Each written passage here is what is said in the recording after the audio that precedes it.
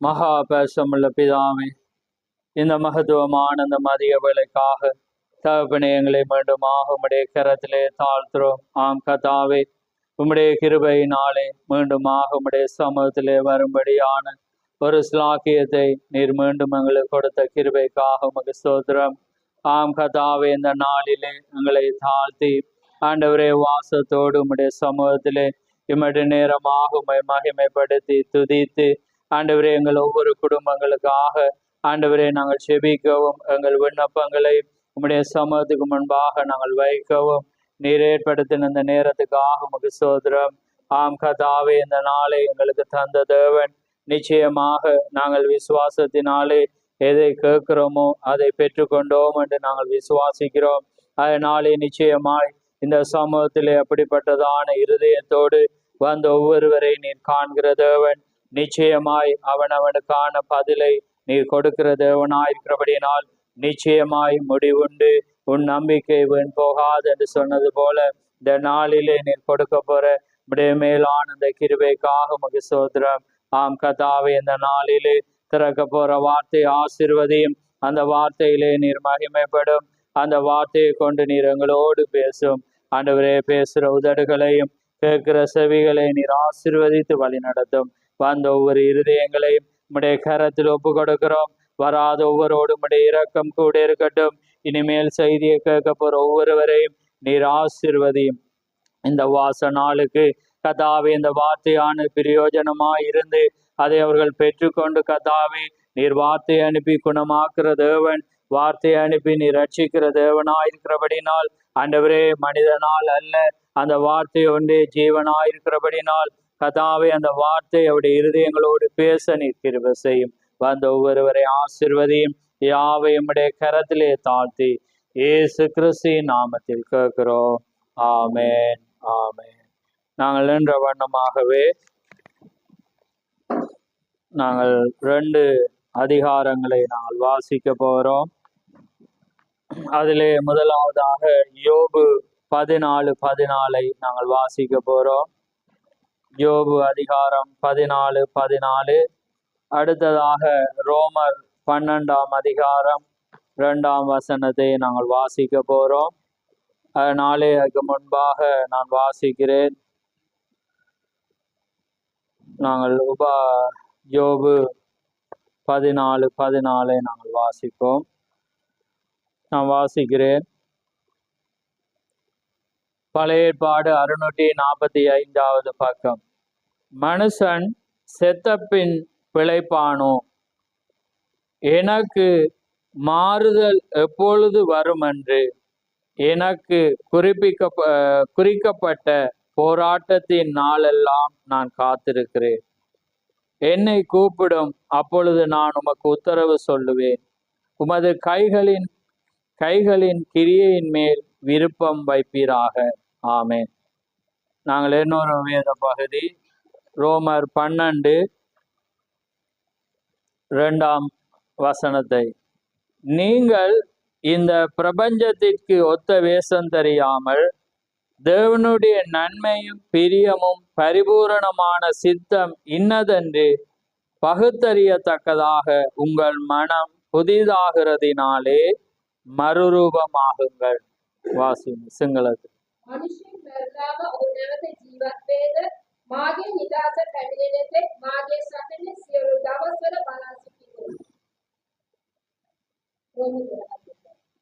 නුඹලා මේ ලෝකයේ ආකාරයට සමාන නොවේ. දෙවියන් වහන්සේගේ කැමැත්ත කෙනා යහපත් වූ පිළිගත් සම්පූර්ණ උදේ කුමක්ද කියා දැනගන්නා පිස සිත අලුත් කර ගැනීමේ අන්‍ය කාර්යකත්වෝ වේවා.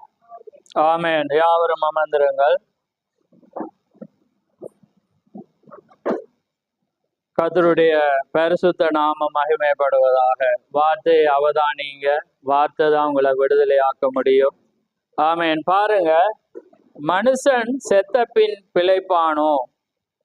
எனக்கு மாறுதல் எப்பொழுது வரும் என்று எனக்கு குறிக்கப்பட்ட போராட்டத்தின் நாளெல்லாம் நான் காத்திருக்கிறேன்.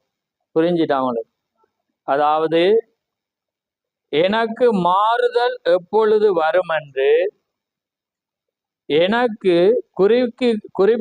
குறிக்கப்பட்ட போராட்டத்தின் நாளெல்லாம் நான் காத்திருக்கிறேன். அப்ப பாருங்க, மாறுதல் வர அவன் காத்திருக்கிறான். இதுல நிறைய இருக்குது. அதுல தேவன் ஒரு காலத்தை வச்சிருக்கிறேன். அவன் அந்த போராட்டத்தின் நாளெல்லாம் என்ன செய்யறானா? காத்திருக்கிறான். அப்ப மாறுதல். அப்ப நாங்க இப்ப பார்த்தோம், உங்கள் மனம் புதிதாகிறதினாலே மறுரூபமாகுங்கள். இப்போ ஒரு மறுரூபமாகுதலை தான் நான் பேச போறேன். ஆனா நான் கொடுக்க போற தலையங்கம் வினோதமாயிருக்கு.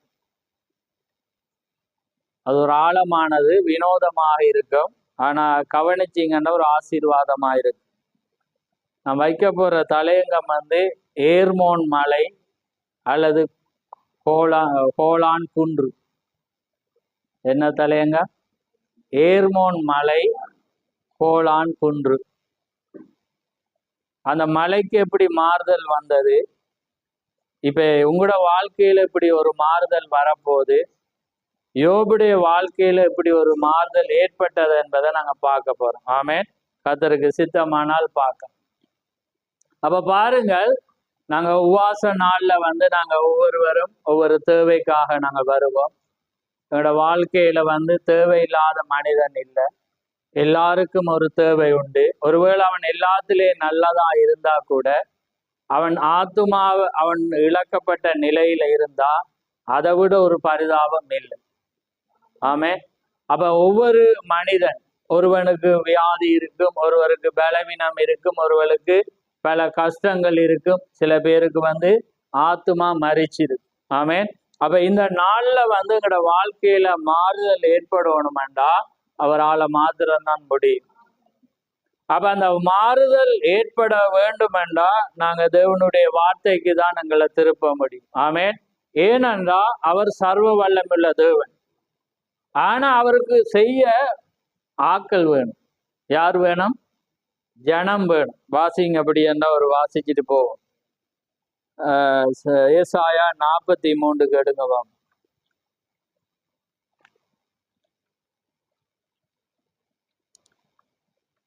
11-12 வாசிங்க. நானே கர்த்தர், என்னை அல்லாமல் இரட்சகர் இல்லை. நானே அறிவித்து ரட்சித்து விளங்க பண்ணினேன். உங்களில் இப்படி செய்யத்தக்க அந்நிய தேவன் இல்லை. நானே தேவன் என்பதற்கு நீங்கள் எனக்கு சாட்சிகள் என்று கர்த்தர் சொல்லுகிறார். ஆமென். அவர் சொல்ற பாருங்க, நானே கர்த்தர், என்னை அல்லாமல் இரட்சகர் இல்லை. நானே அறிவித்து ரட்சித்து விளங்க பண்ணினேன். உங்களில் இப்படி செய்யத்தக்க அந்நிய தேவன் இல்லை. ஆனா நானே தேவன் என்பதற்கு நீங்கள் எனக்கு சாட்சியம். அப்படி என்ன அர்த்தம்? விளங்கல போல. அவர் தேவன், சர்வ வல்லவர். ஆனா அங்க அவர் இரட்சகராயிருக்கிறார். அங்க ஒரு விசுவாசி வேணும். அங்க ஆபிரகாம் இல்லாம இவர் இரட்சகராயிருக்கலாம். அங்க ஒரு சாரால் இல்லாமல் இங்க ஒரு இரட்சகர் இருக்கல. அப்படி என்ன விட நாம ஃபேமஸ் ஆகாது. ஏன்? நானே தேவன் என்பதற்கு நீங்க தான் சாட்சி. அங்க தேவையுடையவன் இருந்தாதான் அவர் தேவனாக முடியும். அப்ப பாருங்க, நல்ல ஒரு வசனம். நானே தேவன் என்பதற்கு நீங்கள் சாட்சி. அன்னைக்கு எலியா இருந்தான், எலிசா இருந்தான், ஒவ்வொரு மனிதர்கள் இருந்தாங்க. ஆனா அங்க சூனேமியால் இல்லாட்டி எலியா ஃபேமஸ் ஆயிருக்கேன். சொல்லுங்க. எலியா எத்தனையோ அற்புதத்தை செஞ்சான், தீக்கர்சி. ஆனா அந்த எலியாட பேரை நாங்க ஏன் உச்சரிக்கிறோம்டா, எலிசாட பேர் அங்க சூனேமியாலாலதான், நாகமானாலதான் எலிசான்னு சொல்றீங்க. இல்லாட்டி எலிசா சொல்ல மாட்டீங்க. அவன் ஏர் மாடை பூட்டினான், எலியா அழைச்சான், இவர் ஊழியத்துக்கு போனேன், சாப்டர் க்ளோஸ். ஆனா அங்க நாகமான் இருந்தபடினாலதான் எலிசா ஃபேமஸ் ஆக. அங்க சூனமியால்ற மாதிரி இருந்தபடியினால் அவனோட புள்ளைய உயிர்ப்பிச்சபடியாதான் எலிசாக்கு ஃபேமஸ் வரும். அப்பதான் இஸ்ரவேல் ஒரு தேவன் இருக்கிறார் என்று அறியப்பாரு. அப்ப இந்த சபையில தேவன் இருக்கிறார். ஆமே. ஆனா நீங்க இல்லாட்டி அவர் சாட்சி இல்லை. அதனால்தான் அவர் சொல்றேன், நானே தேவன் என்பதற்கு நீங்க தான் சாட்சி. அதனாலதான் இயேசு இந்த பூமியில வந்தவழியில் என்ன சொன்னேன்? நீ விசுவாசிச்சா மகிமையை காண்ப, நீ விசுவாசிச்சா நீ சுகத்தை பெற்றுக்கொண்டான். ஆமே. அப்ப அதனால ஒன்றை மட்டும் விளங்க, தேவன் தேவனா இருக்கிறார். அவர் ஜீவன் உள்ள தேவன். எந்த அந்நிய தேவனாலும் உங்களை ரட்சிக்கலாம். ஆனா நீங்க ரட்சிப்பை பெறணுமெண்டா நீங்க தான் அவருக்கு தேவை. அதனாலதான் தீக்க சொல்றேன், அவருக்கு சபை இல்லாம அவரால் வாழ இயலாம், கிரிய செய்ய இயலாம். புரியுதா அவங்களுக்கு? இப்ப யோசிப்பு, என்னடா எங்களை உயர்த்துறேன்னு. அப்படி இல்லை, வெளிப்பாட தெரிஞ்சா உங்களுக்கு புரியும்.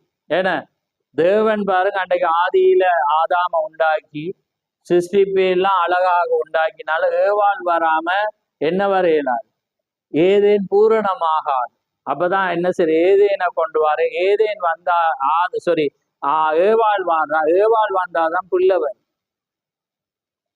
புரியுதாங்க? அப்ப ஏவாள் வந்த பிற்பாடுதான் சிருஷ்டிப்பு பூரணமாகும். சபையில ஜடம் வராம சபை தேவன் இருந்து வேலை இல்லை. புரியுதாங்க? அதனாலதான் தேவன் ஆதியில ஏலோகியமாயிருந்த தேவனாக மாறுறதுக்கு அவர் என்ன செய்யறார், தூதர்களை சிருஷ்டித்து அதுக்கு பிற்பாடு தன்னை ஆராதிக்க வேண்டும் என்று ஜனத்தை சிருஷ்டிக்கு.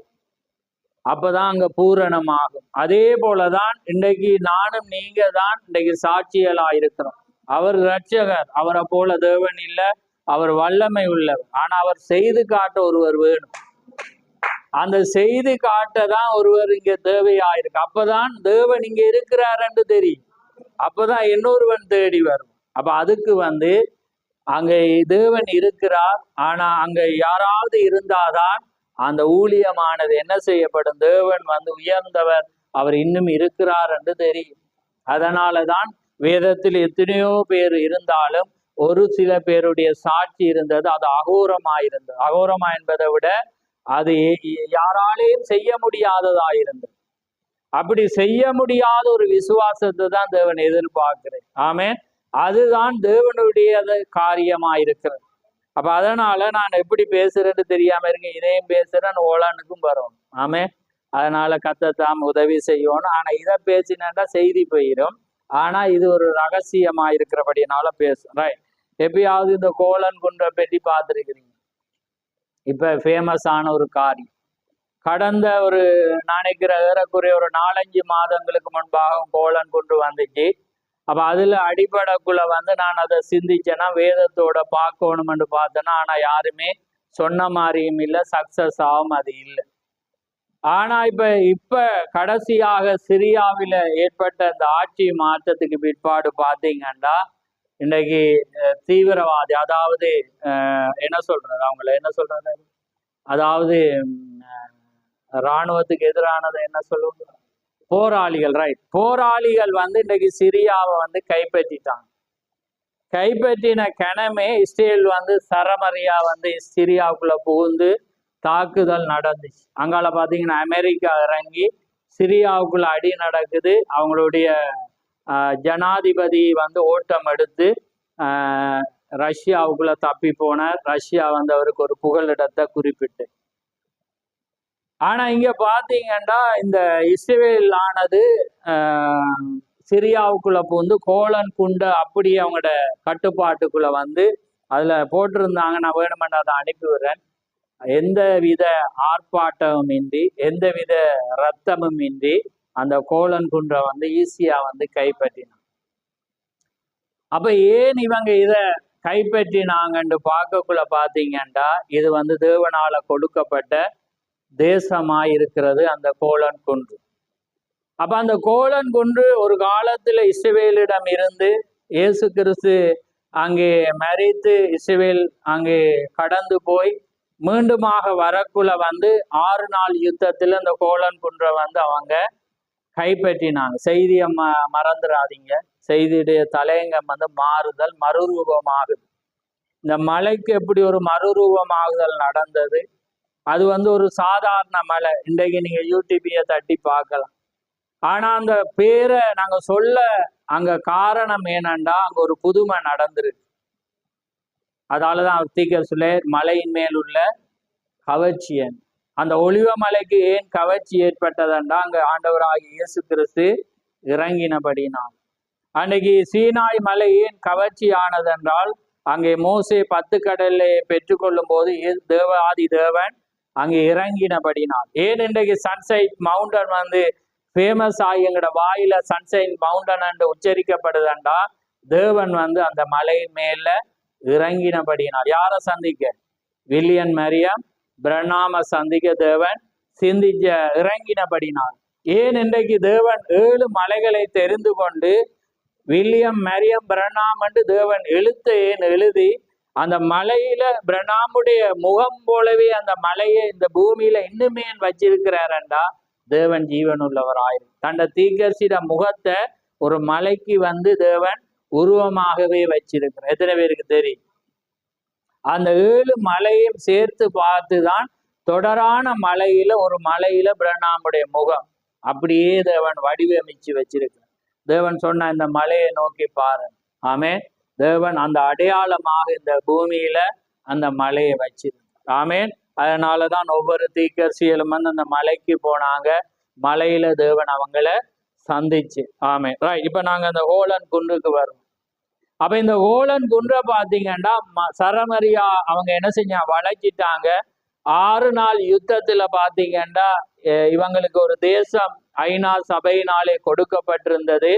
இந்த கொடுக்கப்பட்ட இந்த வரைபடத்துக்கூடாக அவங்க இருந்தாங்க. ஆனா இவங்களுக்கு கொடுக்கப்பட்டு அடுத்த கணமே இந்த நாடுகள் எல்லாமே 10க்கு மேற்பட்ட நாடுகள் யுத்தத்துக்கு வந்த வேளையில 6 நாள் யுத்தத்துல டமாஸ்காஸ், அதாவது சிரியாவுடைய தலைநகரம் மட்டும் இஸ்ரவேல் என்ன செய்யுது? அடிச்சு துரத்திச்சு ரஷ்யா மட்டும் துரத்தி போய் எதையெல்லாம் அவங்களுக்கு கொடுக்காம வச்சிருந்தாங்களோ அதை எல்லாமே மீண்டும் 6 நாள்ல கைப்பற்றினான்.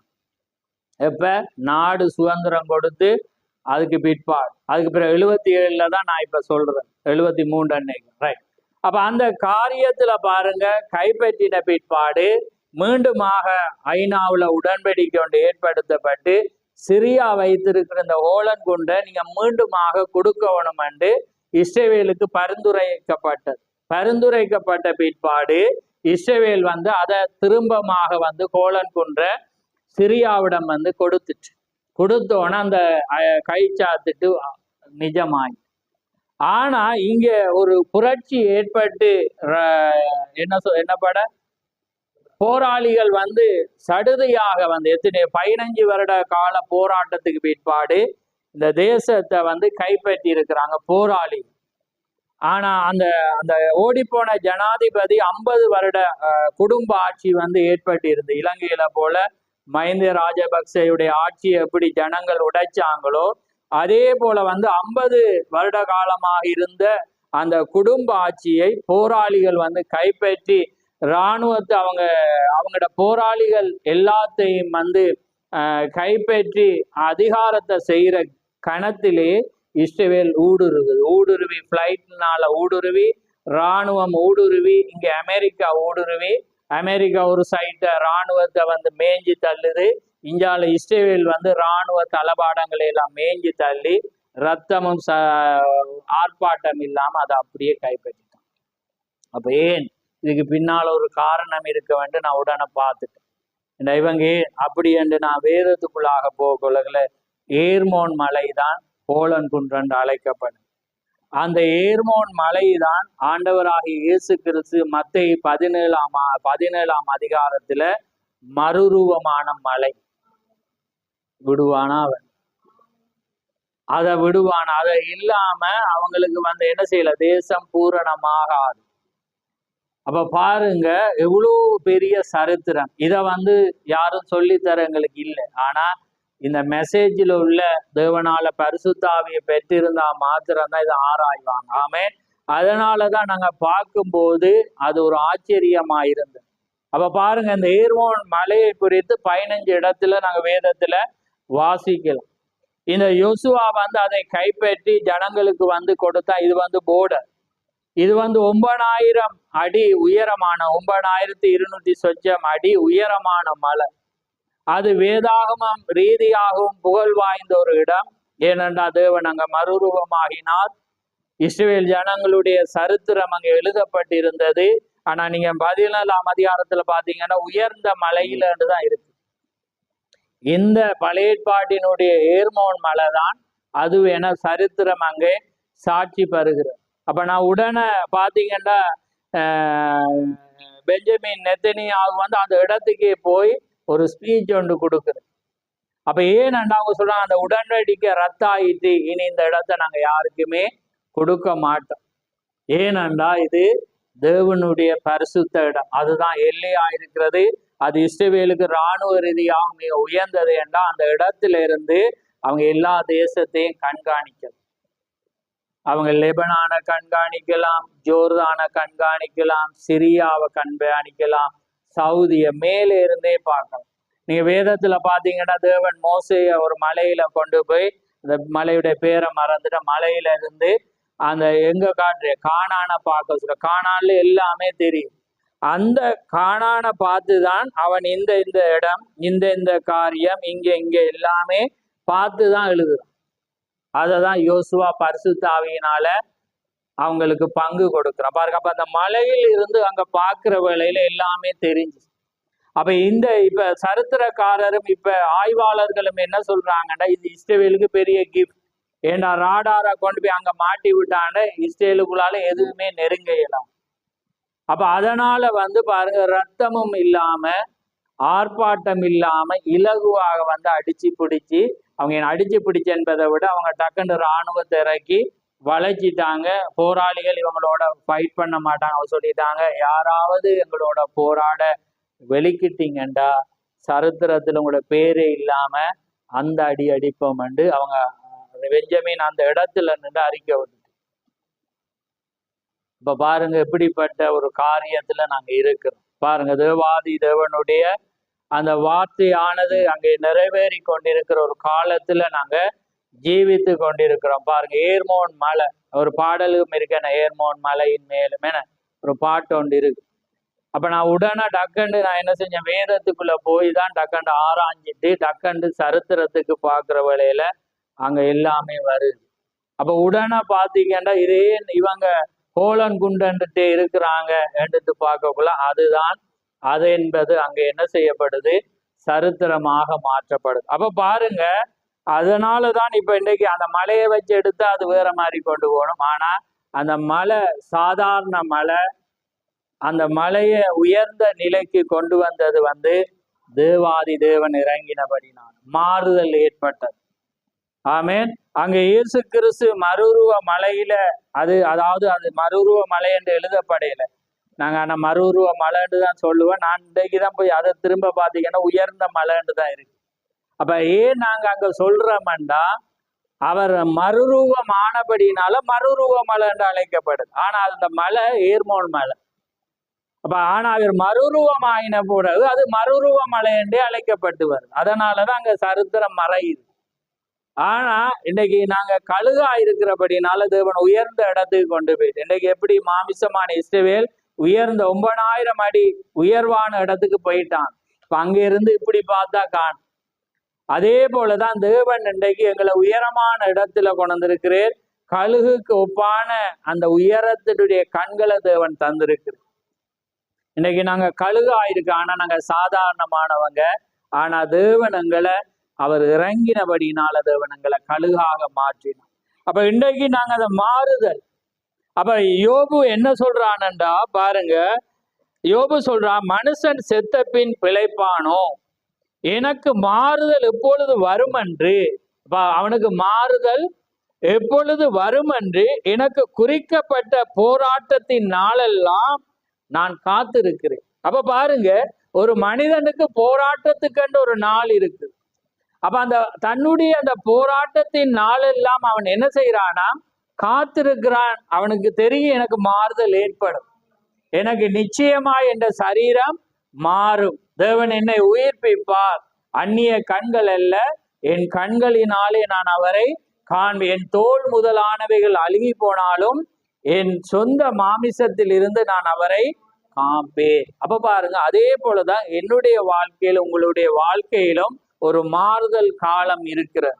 அதுதான் உயிர்த்தெழுதல் ஆயிருக்கு. எங்களோட சரீரம் பொடி சேஞ்ச் ஆக போகிறது. ஆமே, நாங்க இளமைக்கு அங்கே நாங்க மாற போறோம். ஆனா நாங்க மாற முன்பு எங்களுக்கு ஒரு போராட்டத்தின் நாட்கள் இருக்கிறது.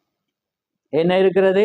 போராட்டத்தின் நாள் இருக்கு. எங்களுக்கு எத்தனை காலம் எத்தனை வருடம் என்று எங்களுக்கு தெரியும். அதான் யோபு சொல்றான் பாருங்க, எனக்கு குறிக்கப்பட்ட போராட்டத்தின் நாளெல்லாம் நான் காத்திருக்கிறேன், ஏன்னா தேவன் ஒவ்வொருவருக்கும் போராட்டத்தினால குறிப்பிடப்பட்டிருக்கிறார். ஆபிரகாமுக்கு 25 வருடம் என்றா உங்களுக்கு எத்தனை வருடம் எனக்கு தெரியாது. ஆனா எல்லாருக்கும் ஒரு குறிப்பிட்டப்பட்ட நாள் இருக்குது. அந்த நாள்ல தான் தேவன் அந்த சுகத்தை தருவேன், அந்த விடுதலையை தருவேன். உங்களோட சரீரம் அப்பதான் மாறும், அப்பதான் உங்களால மறிக்க முடியும். அப்பதான் நீங்க தெய்வீக சுகத்தை நீங்க என்ன செய்யலாம், தியோபனி சரீரத்தை நீங்க என்ன செய்யலாம், பெற்றுக்கொள்ள முடியும். அது மட்டும் குறிப்பிக்கப்பட்ட கால அளவு உங்களுக்கு கொடுக்கப்பட்டிருக்கு. எப்படி சமுத்திரத்துக்கு தேவன் ஒரு எல்லையை வைத்திருக்கிறார். ஆமே, நீங்க சமுத்திரத்தை பாத்தீங்கன்னா அவ்வளவு பெரிய தண்ணி, ஆனா அது கரையை கடந்து உங்களை அழிக்காத வண்ணம் தேவன் ஒரு எல்லையை வைத்தாருன்னு வேதம் சொல்லுது. அவருடைய சிருஷ்டிப்பை பாரு, அதுக்கு ஒரு எல்லையை வச்சு, இதை தாண்டி நீ வரக்கூடாது, இதை தாண்டி நீ வெளியேறக்கூடாது. அதே போலதான் தேவன் சாத்தானுக்கு ஒரு எல்லையை வச்சிருக்கிற, அதை தாண்டி உங்களை தொட இயலாது. உங்களோட உயிரை என்ன செய்யலாம், அவனால எடுக்க இயலாம், உங்களால அவனுக்கு அடுத்த கட்டத்துக்கு போக இயலாம். ஏனண்டா தேவன் ஒரு எல்லையை வச்சிருக்கிற, அந்த சுதந்திரவாளி நான் நீங்க. ஆனா அந்த நாளெல்லாம் நாங்க காத்திருக்கோம். நாங்க வாய் தவறி நாங்க பேசக்கூடாது, மனம் பதறி பேசக்கூடாது, எங்களோட வாயிலிருந்து அவிசுவாசம் என்ன செய்யக்கூடாது, வரக்கூடாது. எப்பயுமே கர்த்தர் நல்லவர் நல்லவர் என்று நாங்க இருக்கோம். அன்னைக்கு நான் அந்த 3 நாளும் போடுற கட்டிங்க பார்த்துட்டேன். அதை தீக்கசி போய் கேட்கிறேன், அம்மா இன்னும் தேவன் நல்லவராயிருக்கிறாரா? நீ ஞானஸ்தானம் எடுத்த நாள்ல இருந்து இப்பயும் இப்பயும் நல்லவராயிருக்கு. அப்ப தேவனை நீங்க எப்படி உணர்றீங்க? அவர் சொல்ற, என் உயிரிலும் மேலாக அவரை நேசிக்கும். ஆமேன், என் உயிருக்கு மேலாக நான் அவரை நேசிக்கிறேன். அப்ப பாருங்க, உயிரை விட தேவனை நீங்க நேசிக்கும். ஏன்னா அந்த ஜீவனை கொடுத்தவர் அவரா. அப்ப அதனாலதான் தேவன் என்ன செய்யறேன்டா, எங்களோட சரீரங்களை தொடுறது. ஏனண்டா நாங்க சரீரத்தை விட நம்ம தேவனை தேடுறோம். எங்களோட அழியினாலும் எங்களோட ஆத்மா தேவனை துதிக்குதான். நாங்க தேவனை பற்றி கொள்ளிருக்கிறோமா? எங்களுக்கு மரண பயம் இருக்கா, வியாதியிட பயம் இருக்கா, அல்லது இந்த சரீரத்தில் வயதாகுது என, தோல் சுருங்குது என, அல்லது எங்களோட சரீரம் மாறுது என, எங்களோட முடி நரைக்குது, அல்லது என்னால நடக்க இயலாம இருக்கு என, அல்லது லக்டோஜம் குடிப்போமா, அல்லது இது குடிப்போமா, அல்லது ஏதாவது குடிப்போமான்னு நாங்க கவலை கொள்றோமான்னு தேவன் பார்ப்பேன். ஏண்டா நீங்க உண்மையான ரெவலேஷன் வெளிப்பாட பெற்றீங்கண்டா நீங்க டக்குன்னு சாகதான் பெறுவீங்க. நீங்க ஏன் தெரியுமா, அங்க நிம்மதி, அங்க வருத்தம் இல்லை என, எதுவுமே இல்லை. அவரோட யாருக்காக சேச்சுக்கு ஓடி என, மழையை நனைஞ்சி என, கஷ்டப்பட்டு சண்டை பிடிச்சி என என எல்லாமே பட்டு வாரீங்க, அவரை பார்க்கதான், அவரு தானே. அப்ப ஏண்டா அப்ப அங்க பயப்படுறீங்க? புரியுதா அவங்களுக்கு? அப்ப விளங்குது அவங்கள. நான் எத்தனையோ பேரை கண்டிருக்க, ஒரு காரியம் வந்தோடனே டக்குன்னு பயந்துருவாங்க. அப்பதான் அவங்களோட கிரியல் எல்லாமே என்ன செய்யும் தெரியும். ஏன்னா இவங்க எதற்கு பயப்படுற. ஆனா நீங்க என்ன செய்யணும், தேவாதி தேவனை நம்பும் போது அந்த மாறுதல் வரும். அதான் அவன் என்ன சொல்றான், யோபு சொல்றான், நன்மையை பெற்றனா தீமையும் பெறக்கூடாதா என அவன் சொல்றான். நீ பைத்தியக்காரி போல நீ பேசாது, நான் தேவனிடத்தில் இந்த நன்மையை பெற்ற நாம தீமையும் பெறக்கூடாது. கர்த்தர் கொடுத்தார், கர்த்தர் எடுத்தார், கர்த்தருடைய நாமத்துக்கு சோஸ்திரம் உண்டாவதா. ஆமே, அந்த நிலைக்கு ஒரு மனிதன் வரும். அப்ப இன்றைக்கு நாங்க ஒரு போராட்டத்தின் களத்தில் இருக்கிறோம். எங்களுக்கு ஒவ்வொருவருடைய வளர்ச்சிக்கு தக்கதாக காலத்தை தேவன் கொடுத்திருக்கிறார். யோபு சொல்றான், நல்ல ஒரு வசனம் பாத்தீங்களா, அதை வாசிச்சு பாருங்க. நல்ல ஒரு வசனம். அவன் சொல்றான், எனக்கு எப்பொழுது மாறுதல் வரும் என்று எனக்கு குறிக்கப்பட்ட காலத்துக்காக காத்திருக்கிறேன். அவசரப்படேன். நாங்க என்ன செஞ்சிருவோம், அவசரப்படுறோம். இது என்ன போ வித்தியாசமா போகுதுன்னு நாங்க என்ன செய்வோம். அவன் என்ன சொல்றான், நான் குறிக்கப்பட்ட காலத்துக்காக நான் காத்திருக்கேன். அப்ப பாருங்க, அதே போலதான் நானும் நீங்களும் இருக்கணும். அதான் நான் முன்னமே சொன்ன மாதிரி திரும்ப மறுபடியும் நான் முன்னமே சொன்னாலும் மறுபடியும் மறுபடியும் உங்களை நினைப்பூட்ட விரும்புற. யார் சொன்னது, யார் சொன்னது, யார் சொன்னது,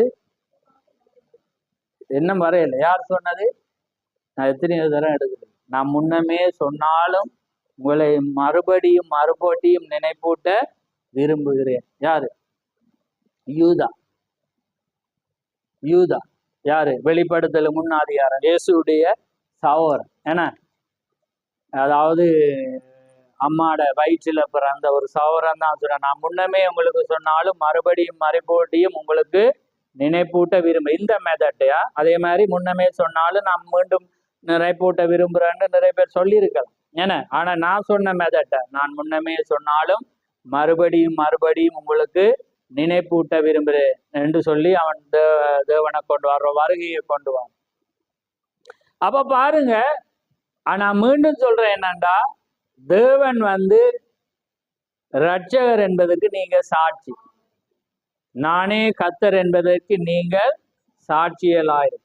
அப்ப இங்க ஒரு ரெபேக்கால், இங்க ஒரு சாரால், இங்க ஒரு ரூத், இங்க ஒரு சூனமியால், பேரை சொல்றபடி நிறைய இருக்கிறீங்க. அந்த பேரை சொல்லல, வேதத்துல அதை சொல்ல. ஆமே, அப்படி நீங்க இருப்பீங்கண்டா அதை தேவன் இன்றைக்கும் அவர் செய்யும். ஆமே, அப்பதான் அவர் இன்னும் ஜீவனாயிருக்கிறார்.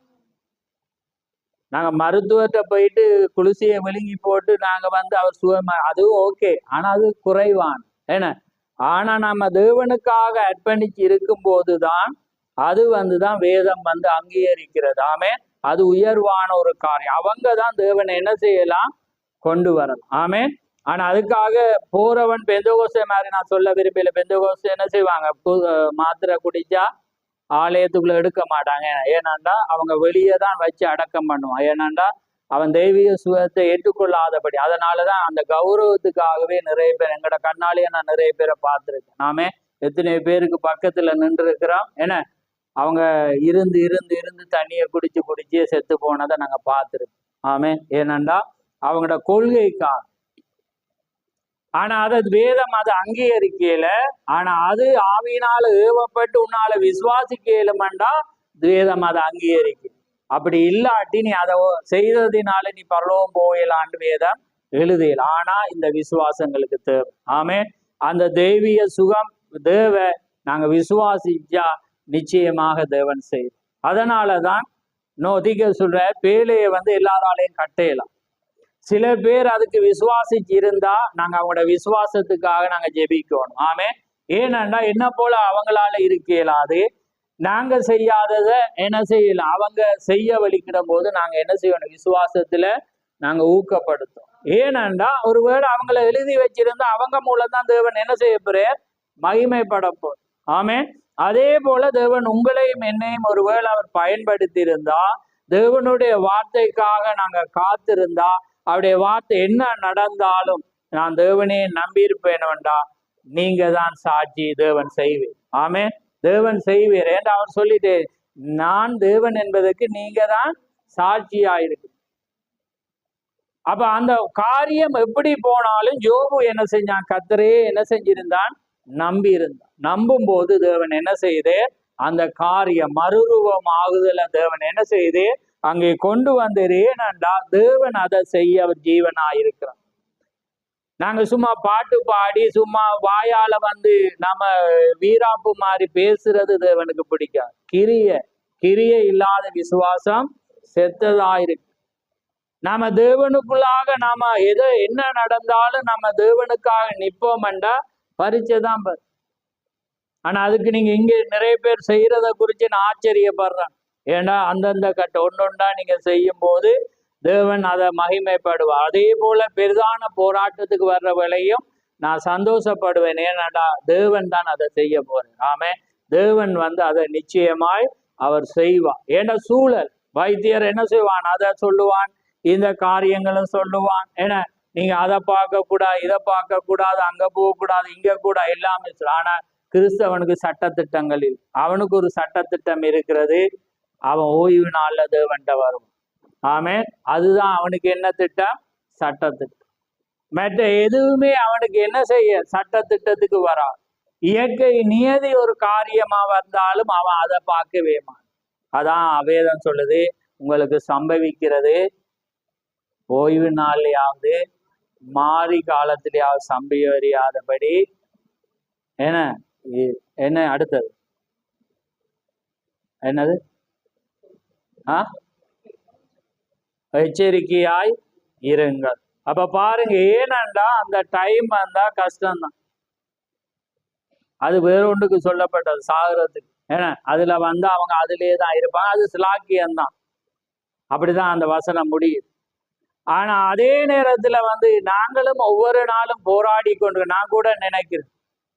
ஆனா அந்த சவாலை நான் சந்திக்க தயாரா தான் இருக்கேன். என்ன நடந்தாலும் அது என்னால நடக்க இல்லாம என்னுடைய ஜீவன் போனாதான் நான் வராம இருப்பேனுடைய மட்டும்படி தவண்டாவது நான் வர விரும்புவேன். ஆமே, அந்த சேலஞ்சுக்கு நான் எப்பயுமே பிசாசனை அழைக்கிறது உண்டு. ஆனா தேவன் அதை எப்படி செய்ய போறேன் எனக்கு தெரியும். ஆனா அவரோட கிருபை இருந்தாதான் என்னாலையும் அதை செய்ய முடியும். ஆமே, அதனாலதான் அப்படியானது சம்பவியாதபடி நாங்க ஜெபிச்சுட்டே இருக்கோம். ஏண்டா வந்துட்டா நாங்க எங்களோட ஓட்டத்துல அது பிரேக் ஆகும்.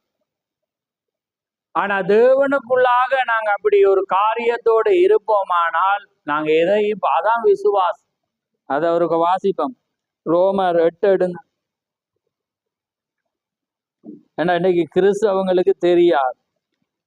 வெட்டியாவே இந்த காரியங்களை சொல்லி சொல்லி கடந்து போறதே அவங்களோட வாழ்க்கையா இருக்கு. ஆனா ரோமர் 8ஆம் அதிகாரம் என்ன சொல்லுது? அந்த வாசிங்க 25ஆம் வசனம்.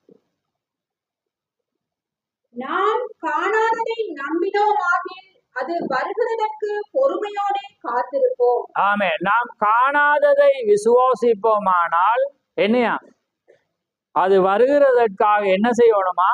பொறுமையோட காத்திருக்கோம். அப்ப நம்ம ஏன்னா விசுவாசமானது நம்பப்படுகிறவர்களின் உறுதியும் காணப்படாதவர்களின் நிச்சயம். ஆபிரகாம் காணல, ஆனா விசுவாசிச்சான். ஒருவேளை உங்களுக்கு வியாதி இருந்து அது இப்ப இருக்கு, ஆனா நீங்க காண்றீங்க அது இல்லைன்னு. ஆமே, அப்ப காணாததை விசுவாசிக்கிறத நீங்க நம்பினீங்களா? நாம் காணாததை நம்பினோமாயில் அது வருகிறதற்கு பொறுமையோடு காத்திருப்போம். அந்த அடுத்த வசனம் பாருங்க, வாசி.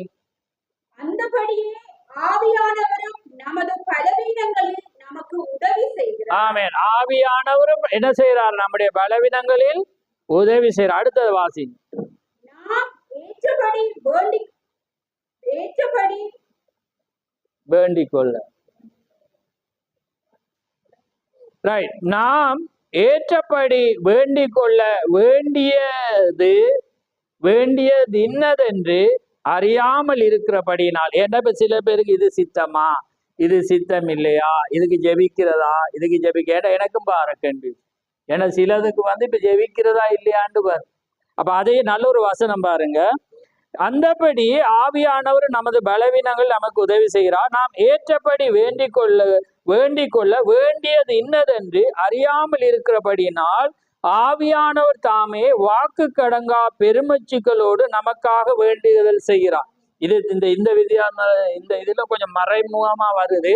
நான் அடுத்த வேதாமத்தை பார்த்தேன்னா பாத்தீங்கன்னா அதுல சொல்லுது, அதாவது எங்களுக்கு சொல்ல முடியாத பிரச்சனை இருக்கு, அது எல்லாமே அவர் என்ன செய்வாராம்? பெருமூச்சுகளோடு எங்களுக்காக அவர் வேண்டுதல். ஏன்னா எங்களுக்கு அது சித்தமா சித்தம் இல்லையான்னு தெரியும். ஆனா எங்கட இருதயத்துல இருக்கிறது தேவனுக்கு தெரியும். தேவன் எங்களுக்காக வேண்டுதல் செய்வான். ஆனா எங்கட வழி சரியா இருக்கு. நாங்க எங்கட அது முடிவுல வசனம் பார்த்துவாங்க. பெருமூச்சுகளோடு நமக்காக வேண்டுதல் செய்கிறார். ஆவியானவர் தேவனுடைய சித்தத்தின்படியே பரிசுத்தவான்களுக்காக வேண்டுதல் செய்யறபடினால். யார் இப்ப எங்கட சித்தத்துக்காக வேண்டுதல் செய்கிறேன்? அதாலதான் நீங்க கேட்கிற நேரத்துல சிலது கிடைக்காது. ஏன்னா அவர் சித்தத்தின்படி அவர் கேட்டுட்டு இருக்கேன் உங்களுக்கு. ஆமே, அப்ப சித்தத்தின்படி பரிசுத்தவான்களுக்காக வேண்டுதல் செய்யறபடினால் இருதயங்களை ஆராய்ந்து பார்க்கிறவர் ஆவியின் சிந்தை இன்னதென்றும் அறிவார். அப்ப எங்களுக்கு ஆவியில என்ன மைண்ட் இருக்குது, நாங்க என்னத்துக்காக இதை கேட்கிறோம்? நாங்க தேவனை விட்டு தூர போறதுக்காகவா, அல்லது எங்கட கௌரவத்துக்காகவா, அல்லது இந்த உலகத்துல நான் மேன்மையா இருக்கிறதுக்கு? எங்கட சிந்தை அவருக்கு தெரியும். அந்த சிந்தை அது இல்லாம தேவனுக்காக எங்களுக்கு சித்தம் என்று தெரியாம ஜெபிச்சுட்டு இருக்கிறோம். உத்தமம் தான், ஆனா எங்கட சித்தம் தெரியல. ஆனா அதுக்கு அவர் வேண்டுதல் செய்து அவருடைய சித்தத்தின்படி எங்களுக்கு அவர் ஜெபிக்கிறேன். ஆமே, அதான் பரிந்து பேசுறேன். ஆமே, அந்த பரிந்து பேசுறவர் இன்னும் எங்களுக்கு பேசிக்கொண்டு. அதனாலதான் அவர் சொல்லு என்ன சொல்ற, அந்த புடகு என்ன நான் போன பின்பு பிசாசு உங்களை புடகுல சோதிக்கிறது போல உங்களை சோதிப்பேன். ஆனா உங்கள் விசுவாசம் ஒளிந்து போகாதபடி நான் உங்களுக்காக வேண்டுதல் செய்கிறேன். ஏன்னா அவருக்கு தெரியும் இவங்க ஜெபிச்சா விழுந்து போயிடுவான். ஆனா அவர் சொல்ற உங்களோட விசுவாசம் ஒளிஞ்சு போகாதபடி உங்களுக்காக நான் வேண்டுதல் செய்கிறேன். அப்ப புரியுதா உங்களுக்கு? அப்ப எங்களுக்கு ஒருவர் இருக்கிறார், ஆனா எங்களோட நோக்கம் சரியா இருக்கும். நாங்க எதை கேட்டாலும் அவருக்காக கேட்கும். நாங்க அதுல சுயநலம் இல்லாம அது ஒரு நன்மைக்காக இருந்தா அவருடைய சித்தமா இருந்தா தருவேர், இல்லாட்டி அவர் போயிருவேர். ஏன்னா அவர் எங்களுக்கு சித்தம் நிறைவேறணும் ஜெபிச்சுட்டு இருக்கிறேன். அப்ப இதுல நம்ம விடுவோம்னா அவர் தரமாட்டேன். அப்ப புரியுதா உங்களுக்கு? அதனாலதான் நாங்க எப்பயுமே அவரோட சித்தத்தை வச்சு என்ன செய்யணும், ஜெபிக்கணும். ஆனா உங்களுக்கும் எனக்கு அது தெரியாது. சில நேரத்தில் எனக்கே கன்ஃபியூஸ் ஆகிறது உண்டு. அது அப்படியானா உங்களுக்கு நிறைய வரும். அதனால ஆனா உங்களோட நோக்கத்தை சரியா வச்சிருங்க. நீங்க கேட்கிற காரியம் உங்களுக்காக இல்ல, அது தேவண்ட மகிமைக்காக இருக்குமானா கேளுங்க. அப்படி இல்லாட்டி ஒவ்வொரு நாளும் பரமண்டல ஜெபத்தை ஜெபிச்சுட்டு போயிருங்க. அதனாலதான் ஆண்டவரே எங்களுக்கு ஜெபத்தை கட்டுத்தாங்கன்னு அவர் ஒரு ஜெபத்தை தான் சொல்றேன். ஏன்னா சில நேரத்துல நம்ம கூட ஜெபிச்சா மாறி அதுல என்ன சொல்ற, பரலோகத்தில் உங்களுடைய சித்தம் செய்யப்படுவது போல பூலோகத்திலும் செய்யப்படுவது. எங்களுக்கு வேண்டிய ஆகாரத்தை என்று எங்களுக்கு தாரும், எங்கள் கடனாளிகளை நாங்கள் மன்னிக்கிறது போல எங்கள் கடன்களை எங்களுக்கு மன்னியும், எங்களை சோதனைக்குட்படாமல் தீமையிலிருந்து ரட்சித்துக் கொள்ளும், ராஜ்யமும் வல்லமை மகிமையும் என்றென்றைக்கு முடிவைகளே. ஆம். Chapter close. எல்லாமே ஜெபத்துல வந்துச்சு. அதான் இயேசு கட்டு கொடுத்தது ஜெபம். இன்றைக்கு நீங்க செய்யறீங்க, அதை செஞ்சுட்டு போங்க. அப்ப அது எல்லாமே சித்தத்துக்குள்ள வந்து, நீ ஆயக்காரனை போல மற்றவனை போல நீ நீண்ட நேரம் ஜெபிக்கிறதுனால பெரிய அந்த உவமையில சொல்லு நாளைக்கு அதுக்காக நாளைக்கு இப்ப குறைச்சிடாங்க. நான் சொல்ற அர்த்தம் வேறு. ஆமே. அதனால சிலது கஷ்டமா இருந்தா என்னாத்துமாவே சொல்லி பரமண்டல ஜெபத்தை செஞ்சுட்டு வேதத்தை வாசி. வேதம் 5-10 வாசிச்சாலும் அதே உங்களை வழி நடத்தும். அதுக்கப்புறம் இந்த ஜெபத்தை பண்ணிட்டு கடந்து போயிடும். ஆமே. யாருக்காவது ஜெபிக்க ஏவப்பட்டு அவங்களுக்கு ஜெபிச்சுட்டு போங்க. அப்பதான் தேவனுக்குள்ளாக உங்களோட அவர சித்தத்தின்படி நடக்கலாம். நீங்க எல்லாத்தையும் கூடி போட்டீங்கன்னா மிஞ்சின நீதிமானாய் இராதே. அப்படி ஆக்க போனீங்கன்னா உங்களோட எல்லா ஸ்டெப்பும் புழைச்சி போயிடும். அப்ப அதனால தேவன் அவர சித்தம் பரமண்டலத்துல எது செய்யப்படுதோ போடும். அப்ப எங்களை சோதனைக்கு உட்படாமல் தீமை இருந்து ரட்சித்துக்கொள்ளும். அது நாங்க சொல்லணும் போக்குள்ள. ஏன்னா வெளியில போகல எங்களுக்கு தீமை வரும். ஏன்னா அந்த அதுல இருந்து எங்களை சோதனை வரும். சோதனை இல்லாதபடி ரட்சித்து கொள்ள நாங்க வேண்டுதல் செய்துதான் போகணும். ரைட். அப்ப அடுத்ததை வாசிப்போம் பாருங்க. ஆவியானவர் தேவனுடைய சித்தத்தின்படி பரிசுத்தவான்களுக்காக வேண்டுதல் செய்கிறபடியினால் இருதயங்களை ஆராய்ந்து பார்க்கிறவர் ஆவியின் சிந்தை இன்னதென்றும் அறிவார். அன்றியும் அவருடைய தீர்மானத்தின்படி அழைக்கப்பட்டு தேவனிடத்தில் அன்பு உள்ளவருக்கு சகலமும் நன்மைக்கு எதுவாகவே நடந்து இருக்கிறது என்று அறிந்திருக்கிறோம். அப்ப பாருங்க, அப்ப அது எல்லாமே எது நடந்தாலும் தேவனுடைய நன்மை. எனக்கு சில பேரை பிடிக்காது என்னன்னா, இதாலதான் வந்தது, இப்படி போனதாலதான் அது வந்தது, இது அப்படி சொல்லவே நாம கூடாது. நம்ம போய் விளவிடணும்ன்றது தேவனுடைய நியதி. ஆமே. நாங்க எப்படி இருந்தாலும் அது என்ன செய்யப்படும், நடந்துதான் ஆகும். ஆனா அதுல நாங்க ஜெபிச்சிருந்தா தப்பு. ஆனா நாங்க ஜெபிக்காதபடியா நாங்க விழுந்து போறோம். விழுந்ததை நினைச்சு நம்ம பேசக்கூடாது. ஆமே. அதுதான் தேவனுடைய காரியமா இருக்கிற. ஏனென்றா அது தேவனுடைய திட்டம். இப்ப உதாரணத்துக்கு பாருங்க, ஆதியை எடுத்துக்கொள்வோமே.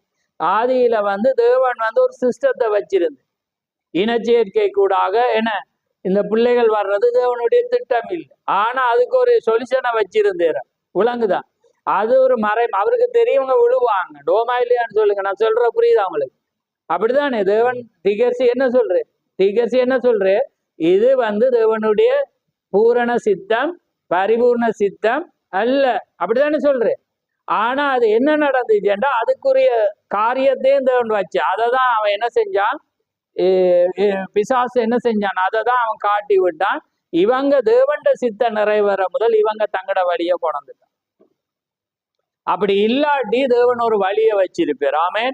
அப்ப பாருங்க, ஆனா தேவன் என்ன செய்யற, ஒரு மாற்றீடும் என்ன செஞ்சிருக்கு, வச்சிருக்கு. அப்ப அது நீங்க வேதத்துல அடிக்கிட்டே போகலாம். நான் முன்னமே சொன்னது பாருங்க, அந்த ஈசாக்கிட ரெபேக்காட பிள்ளைகள் முன்னமே அதுதான் நியது.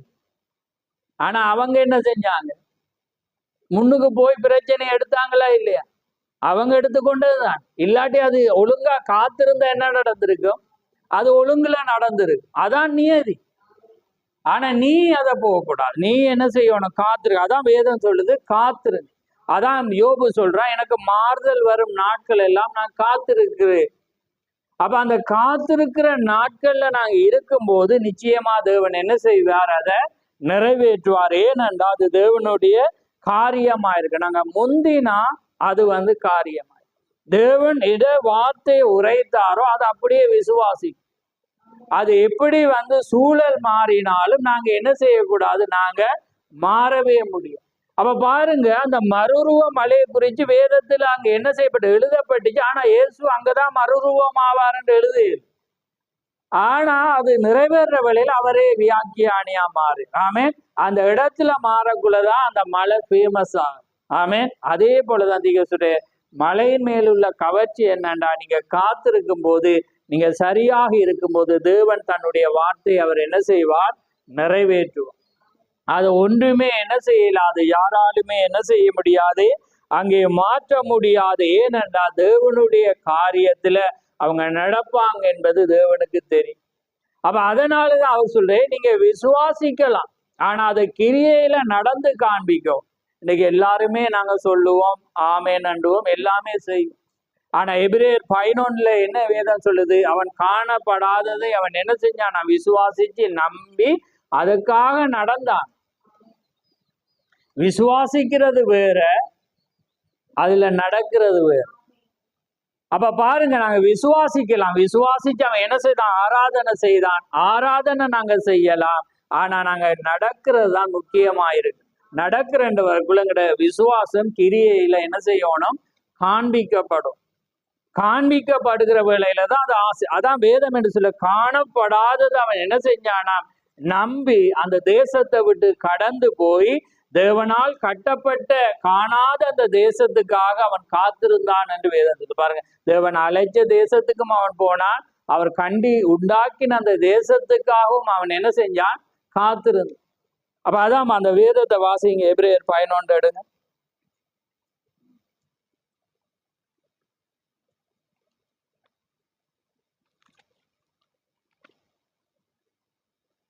பாருங்க, அதுல எபிரேயர் 11:8 வாசிக்கிறோம் பாருங்க.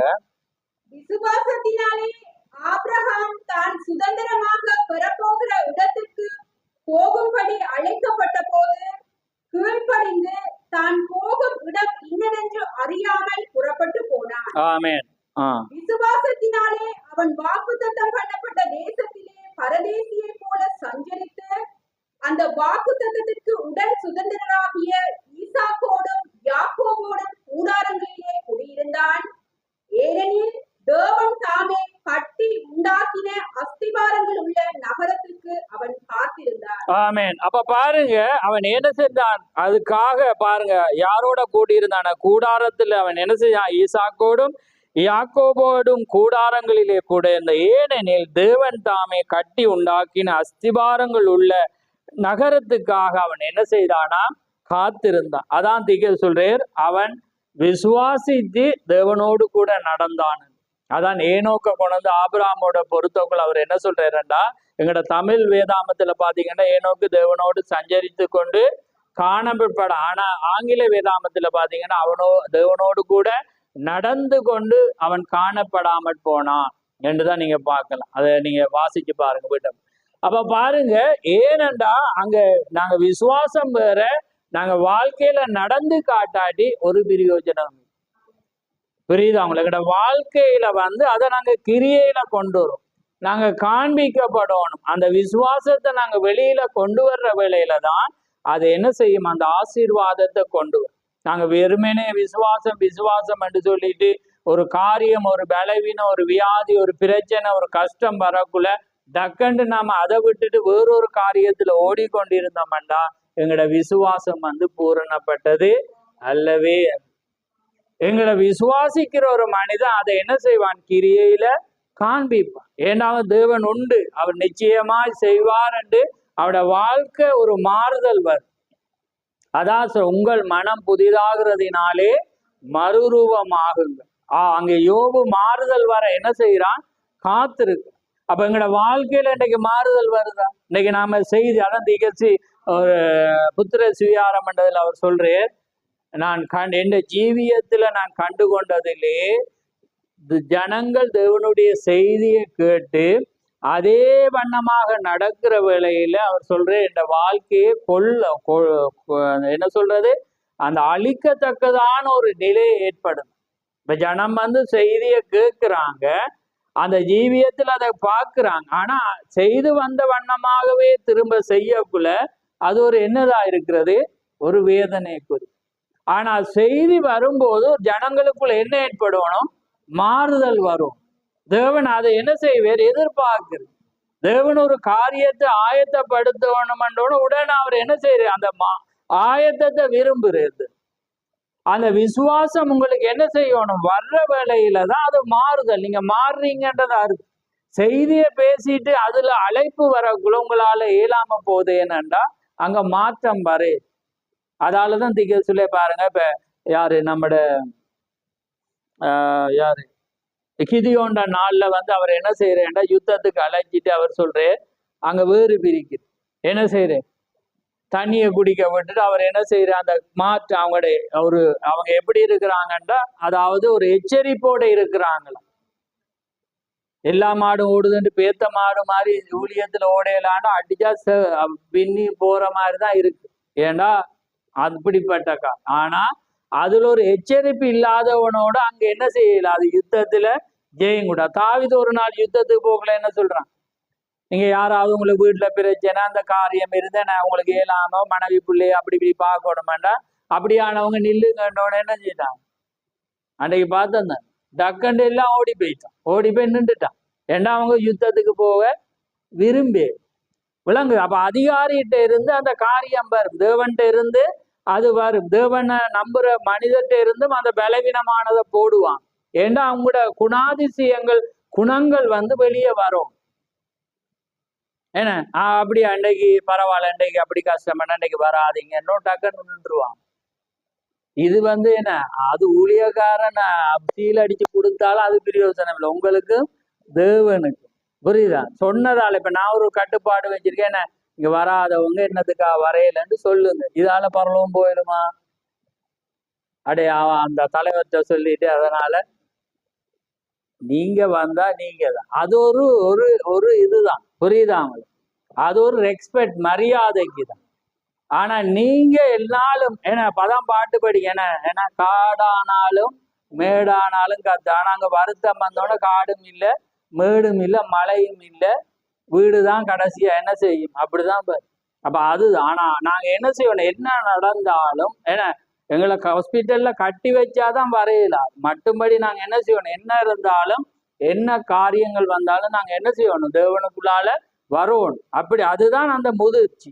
அப்படி இல்லாட்டி நாங்க அதுக்காக ஒருவேளை என்னாலையும் செய்யலாம் போவோம், உங்களாலையும், ஆனா நாங்க அதுக்காக வேண்டுதல் செய்வோம். ஆமே, தேவ ஆண்டவரே என்ற விசுவாசத்தை நீ பெருக பண்ணும், வர்த்திக்க பண்ணும். எனக்கு இந்த நாள்ல இப்படி வராம காத்துக்கணும் அப்படி கேட்டீங்கன்றது உங்களோட சிந்தை அவருக்கு தெரியும். அப்ப நீங்க எதுக்கு கேட்குறீங்க, ஏன்னா எனக்கு வரக்கூடாது இவன் யாராவது ஏன்னா இவனுக்கு வருத்தம் வந்துட்டேன்னு சொல்லுவான்னு இப்ப சேச்சை சாட்டி போட்டு ஏன்னா நம்ம எங்கட சிந்தையே அவருக்கு இப்ப நான் பார்த்ததை சொல்றேன். நான் இப்ப நான் சும்மா சொல்லல, அந்த எங்கட ஆவியானவர் வந்து எங்கட ஆவியோட சிந்தையை அறிவார். நாங்க கேட்கிற காரியம் இப்ப நம்ம உண்டை வச்சு கேட்கிற வேண்டுவீங்களே, ஞாயிற்றுக்கிழமை ஆண்டவரே தடை வராம எனக்கு தாரும், அதனால எனக்கு வருத்தமே வரக்கூடாதுன்ற. ஆனா வருத்தம் வரக்கூடாது அதுக்கு இல்லை, ஏன்னா அந்த சேர்ச்சிக்கு வர்றதுக்கா இல்லை. அவனுக்கு வந்து ஆக்கள் ஏதாவது சொல்லிடுவான், ஏன்னா இல்லாட்டி இந்த அழகு கெட்டு போயிடும், அல்லது ஏதாவது ஒன்றை வச்சோண்டு இங்க கேட்டோம்னா அது தேவனுக்கு தெரியும். அதுதான் அங்க பவுல் எழுதுறான். விளங்குது அவங்களுக்கு அதைதான் அது. அப்ப எங்கட நோக்கம் திட்டம் இருந்தா தேவன் அப்படி பார், அவன் யோசிக்க பார், தேவன்ட சமூகத்துக்கு போறதுக்காக அவன் வந்து அதுக்காக ஜெபிக்கிறான். அவனுக்கு அந்த சோதனை வரக்கூடாது. அப்படி நாங்க யாராவது ஜெபிக்கிறோம், நாங்க ஜெபிக்கிறோமான்னு சொன்னா அப்படியே இல்லாம என்ன செய்யறோம், நம்ம அப்படியே எழும்பி அப்படியே நாங்க வரக்குள்ள ஒரு மாறுதலே இல்லை. ஆனா மாறுதல் எப்ப வரும், அவன் உள்ளத்துல தேவன்ட அந்த இருதயத்துல வந்து அவன் குணம் மாறும், அவன் கோபம் வராது, அவன் சைலண்டா மாறுவான், அவனுடைய பேச்சு மாறும், எல்லாமே என்ன செய்யும், அதுதான் மறுவா. ஏன்னா அங்க யார் வந்துட்டு இறங்கிட்டு, அந்த மலையின் மேல வந்து தேவன் இறங்கிட்டு. ஆமே, அதுதான் அதோடைய கவர்ச்சி.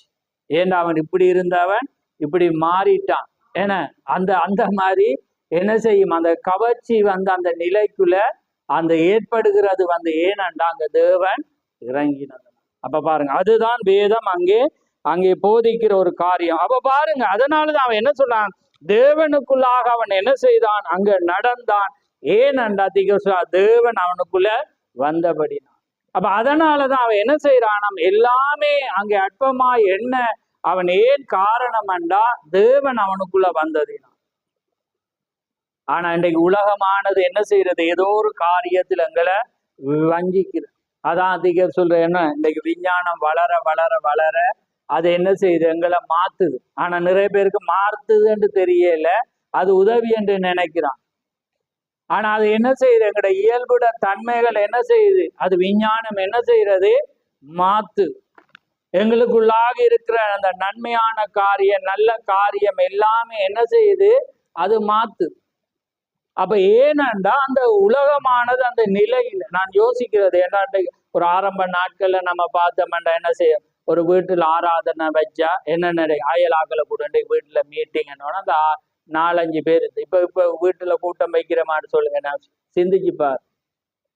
நாங்க முதல் வைக்கக்குள்ள அப்படித்தானே, அவங்களுக்கு தெரியும் ஏன்னா அருகில இல்ல கூட்டம் வரக்குள்ள அயல் ஜனங்களை நாங்க என்ன செய்ய, எந்த மார்க்கமா இருந்தாலும் அவங்க குந்திருப்பாங்க. இன்றைக்கு அப்படி இயல்பு என்ன செய்ய. இப்ப இன்றைக்கு கிறிஸ்டியன் வீடா ஒரு கேட்ல ஒரு சிலுவை அடிச்சாதான் இன்றைக்கு ஆக்களுக்கு தெரிகிற நிலை.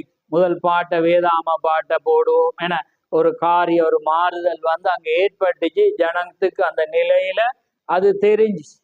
ஏன்னா அந்த வண்ணம். ஆனா இன்றைக்கு விஞ்ஞானம் வளர வளர வளர இன்னைக்கு உலகம் என்ன செய்கிறது, அடுத்தது இன்னைக்கு பகுந்து ஒரு காரியத்துல வீட்டை வந்துட்டேன்டா என்ன ஒரு சாப்பாடை சமைக்கிறோம். ஆனா அந்த சாப்பாடு மிஞ்சுது, அயல் ஆக்களோட நாங்க என்ன செய்யறோம், பகிர்றோம். ஆனா இன்னைக்கு என்ன விஞ்ஞானம் வளர்ச்சி வந்தோம். யாரு இப்ப பிச்சைக்காரனா மாறிட்டு, யாரு பிரிட்ஜ் மாறி, இப்ப அவர் தான் பிச்சைக்காரர். பர் எல்லா சாப்பாடும் அவருக்கு தான் இப்ப கொடுக்குறோம். ஓமா இல்லையான்னு சொல்லுங்க.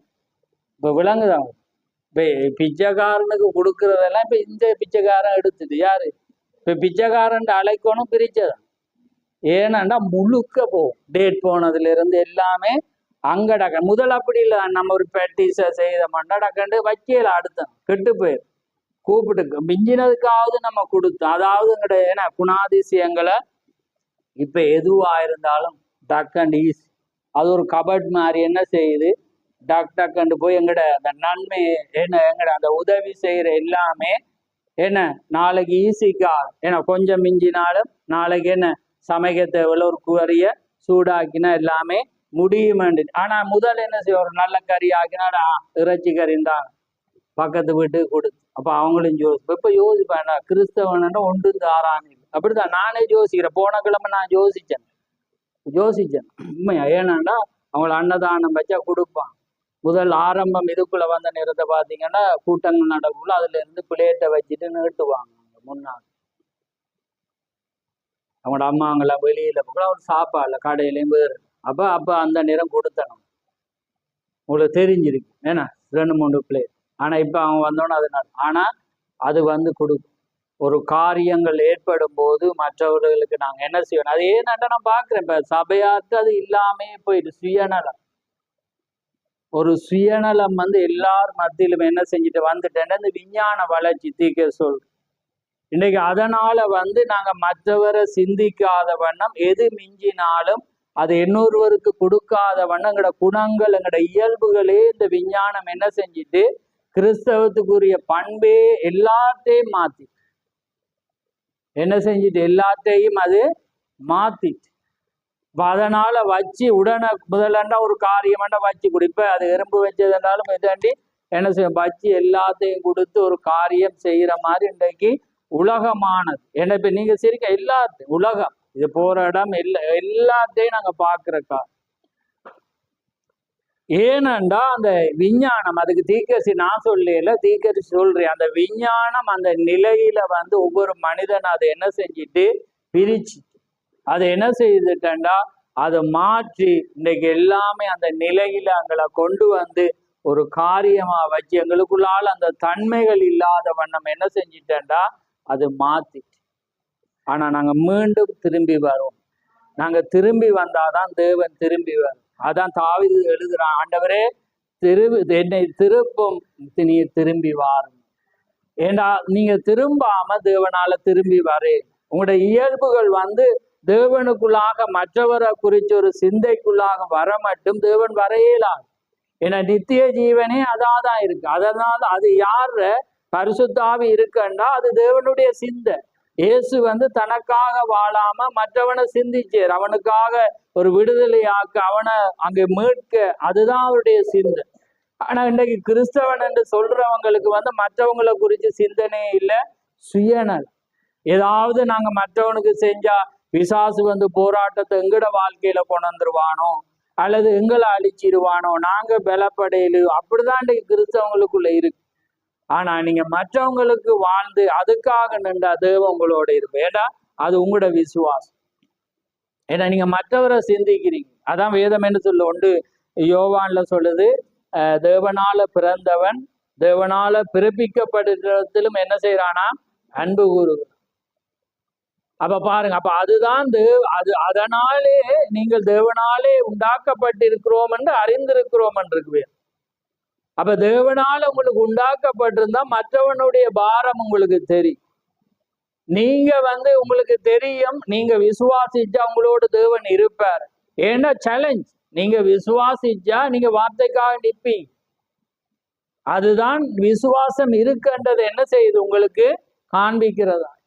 நீங்க பேசலாம், ஆனா அதை காண்பிக்காட்டி பிரயோசனமே இல்லை. அதனாலதான் தேவன் அழைப்பு வருது. அதான் சொல்ல ஒரு பவுல் சொல்றான், ஒருவன் விலங்கா காலம் ஊதினால் அதை விலங்கா சத்தமா இருந்தா யார் யுத்தத்துக்கு ஆயத்தப்படும். இப்ப இன்னைக்கு உங்களுக்கு விலங்கா சத்தமா இருக்கப்படியா நீங்க யுத்தத்துக்கு ஆயத்தப்படு. ஆனா இக்காலம் ஊதப்படு, நீங்க யுத்தத்துக்கு ஆயத்தப்படுங்க. ஏண்டா நீங்க யுத்தத்துக்கு ஆயத்தப்பட்டு நீங்க கிரியையினால நீங்க சத்ருவோடு யுத்தம் பண்ணினாதான் நீங்க ஜெயிக்கலாம். ஏன்னா வேதம் என்ன சொல்லுது, ஜெயங்கொள்ளுகிறவனே பரதேசி ஜீவ மண்ணாவ புசிப்பா. நீங்க வேதத்தை பாருங்க, 7 சபை காலத்திலையும் ஜெயங்கொள்ளுகிறவனே என்னுடைய பிதாவினுடைய சிங்காசனத்துல உட்காரும்படி செய்வேன், ஜெயங்கொள்ளுகிறவனுக்கு பரதேசியில் உள்ள கனியை நான் புசிக்க கொடுப்பேன். ஜெயங்கொள்ளுகிறவனுக்கு எல்லாமே ஜெயங்கொள்ளுகிறவன். அப்ப ஜெயங்கொள்ளுகிறவன்டா நீங்க என்ன செய்யணும், சத்ருவோடு நீங்க ஜெயிச்சு காட்டும்.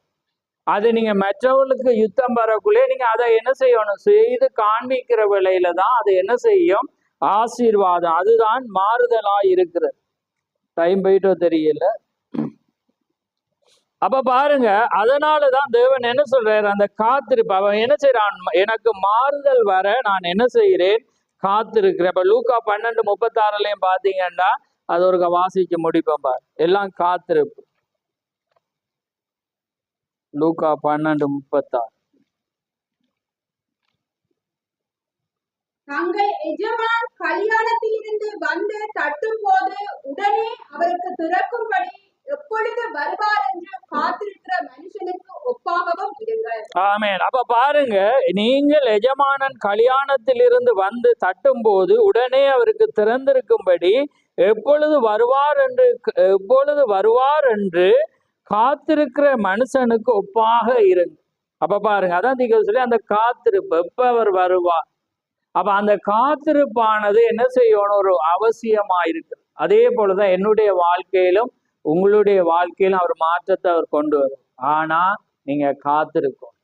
நீங்க ஆண்டவரே நீர் நிச்சயம் அதை செய்வீர். அப்ப எங்களோட வாழ்க்கை அதை என்ன செய்யணும், மாறும். எங்களோட வாழ்க்கை மாறாம தேவன் எங்களை மாற்றவே முடியாது.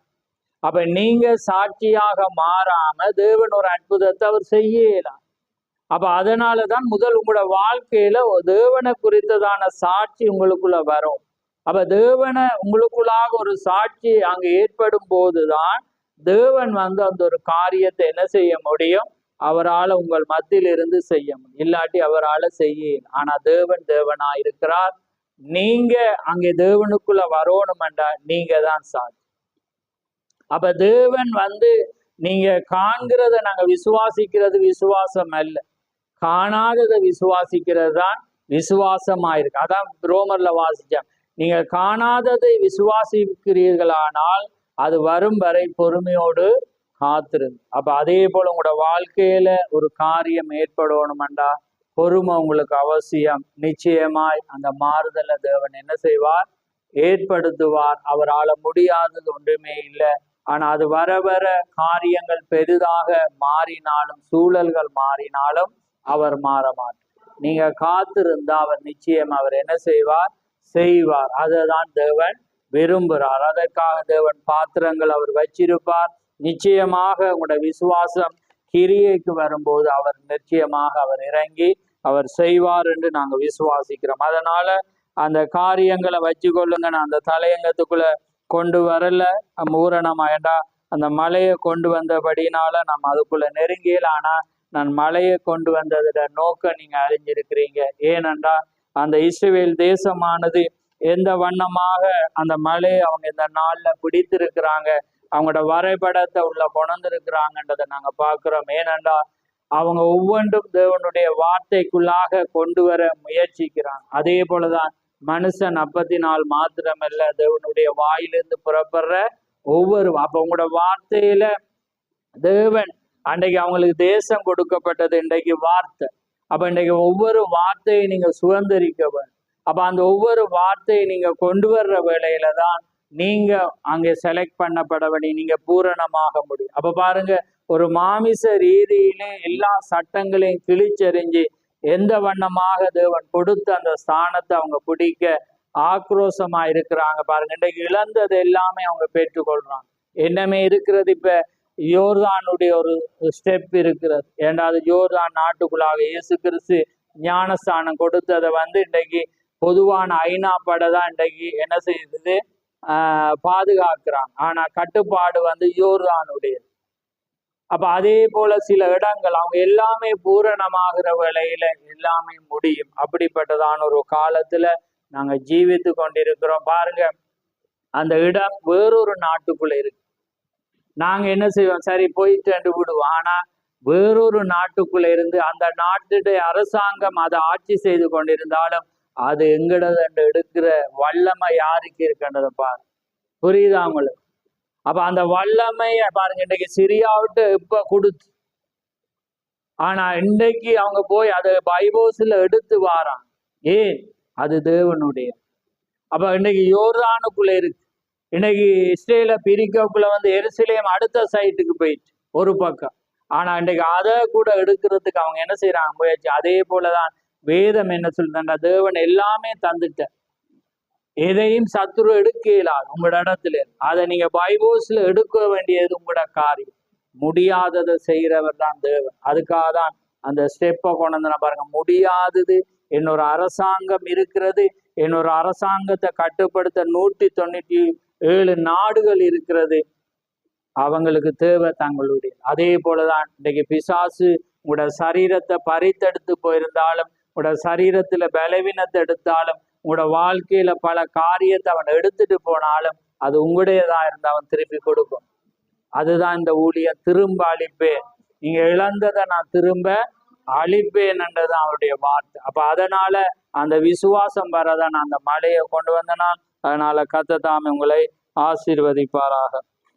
நாங்க யாவரும் நாங்க ஜெபிப்போம். அதுக்கு முன்பாக நீங்க யாராவது விசேஷமா ஜெபிக்க விரும்பினா நீங்க முன்னால வரலாம். அதனாலே நாங்கள் அதுக்காக நாங்கள் ஜெபிக்க போறோம். ஹல்லேலூயா. உங்களோட பலவீனங்கள் இருக்குமானால் நீங்கள் வரும்போது நிச்சயமாய் அவர் அதை செய்கிற தேவனாயிருக்கிறார். ஹல்லேலூயா. நன்றி கர்த்தாவே, ஸ்தோத்திரம் ஸ்தோத்திரம் ஸ்தோத்திரம் ஆண்டவரே. தேவாதி தேவனே, கோடான கோடி ஸ்தோத்திரம் ஆண்டவரே. சர்வலவரே, கோடான கோடி ஸ்தோத்திரம் அப்பா. பிதாவே, ஸ்தோத்திரம் ஆண்டவரே. தேவாதி தேவனே, கோடான கோடி ஸ்தோத்திரம் ஆண்டவரே. நிச்சயமாய் ஆண்டவரே, மால் முடியால் ஒன்றுமில்லை கர்த்தாவே. ஸ்தோத்திரம் ஸ்தோத்திரம் ஸ்தோத்திரம் ஆண்டவரே. ஹல்லேலூயா கர்த்தாவே.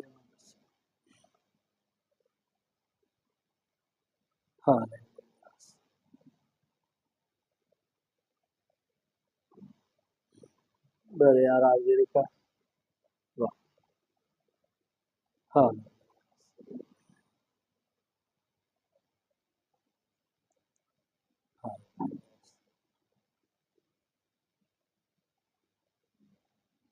வாங்க, ஒரு அப்படி ஃபுல்லா வர ஜெபிக்கிறார்கள் வாங்க. கொமனா தான் நான் ஜெபிக்க போகிறேன் தேவன் காரியங்கள்